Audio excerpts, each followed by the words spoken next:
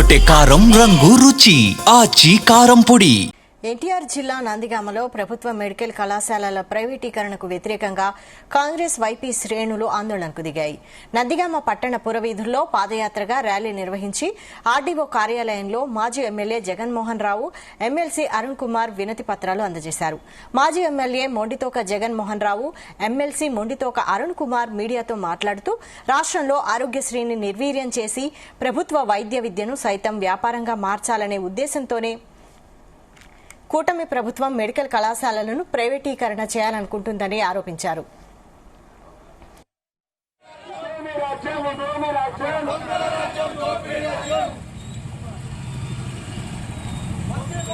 దేశంలోనే ఎక్కడా లేని విధంగా రాష్ట్రంలో 17 మెడికల్ కళాశాలల నిర్మాణాన్ని మాజీ సీఎం వైఎస్ జగన్ ప్రారంభించి పేద విద్యార్థులు కూడా ఉన్నతమైన వైద్యను అభ్యసించేలా వైసీపీ ప్రభుత్వం చేసిందని అన్నారు.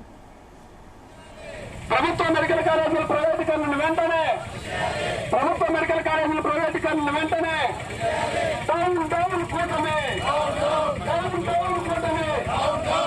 మెడికల్ కళాశాలల ప్రైవేటీకరణకు వ్యతిరేకంగా ఈవేళ రాష్ట్ర వ్యాప్తంగా నిరసనలు ర్యాలీలు జరుగుతున్న సందర్భంగా నందిగామలో కూడా వైఎస్ఆర్ కాంగ్రెస్ పార్టీ శ్రేణులను ఈవేళ ర్యాలీలో పాల్గొనడం జరిగింది. ప్రజలు దేని మీద ఆధారపడి ఉన్నారు?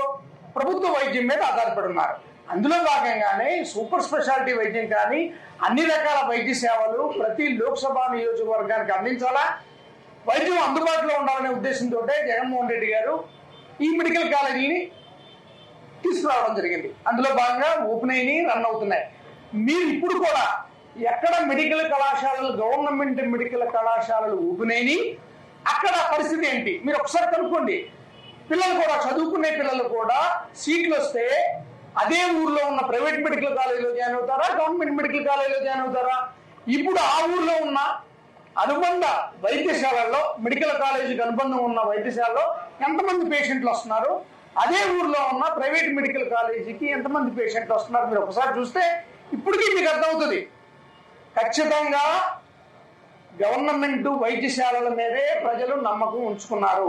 ఈ ప్రభుత్వంలో ముఖ్యంగా ఈ కూటమి ప్రభుత్వంలో ఇప్పుడు ఆరోగ్యశ్రీ బంద్ అయింది, ప్రజల చేతిలో చిల్లు పైసా లేదు. మీరు ఎన్నో వాగ్దానాలు చేశారు, ప్రజల్ని మభ్యపెట్టారు, అత్యాశకు గురి చేశారు. ఇంకా బాగుంటది జగన్మోహన్ రెడ్డి గారు చేశారు కాబట్టి ఇంతకు మించి చేస్తానన్నాడు కదా. దీనికి తోడు జనసేన పార్టీ ఉంది, అలాగే భారతీయ జనతా పార్టీ ఉందని నన్ను ఓట్లేశారు కదా. ఇవాళ ప్రజల పరిస్థితి ఏంటి? ఇవాళ జిఎస్టీ ఎందుకు తగ్గిందంటే మీరు తగ్గించిన రేట్లకు తగ్గలే. చూశారు కదా, దేశం మొత్తం 2% పెరిగింది, తెలంగాణ అంతా 10% పెరిగింది.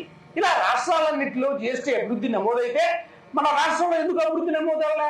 ఎందుకంటే ప్రజల దగ్గర సొమ్ము లేదు. సొమ్మంతా ఎవరి దగ్గర ఉంది? తెలుగుదేశం పార్టీ నాయకుల దగ్గర ఉంది. ఎందుకంటే సంపాదన సృష్టిలో భాగంగానే వాళ్ళు వచ్చారు. సంపాదన సృష్టిలో భాగంగానే వీళ్ళ ప్రైవేట్ మెడికల్ కాలేజీని ప్రైవేట్ పరం చేస్తున్నారు. ప్రతిదీ అంతే. మీరు ఏది తీసుకున్నా సరే సంపద సృష్టిలో భాగంగా ఇవన్నీ చేస్తున్నారు.